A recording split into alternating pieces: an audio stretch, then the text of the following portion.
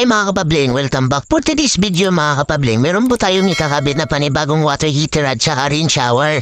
Yan po yung ating rain shower po, yung Rabuni po yung brand. At saka ito po yung ating water heater multi-point.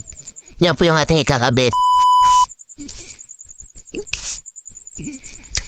Dito mga kapabling, di ko na binidyohan po yung paano ikakabit natin yung ating rain shower kasi po walang nagahawak ng ating cellphone. Nahirapan po kasi ako yan kanina mga kapabling, tsaka nagmamadali po yung ating client.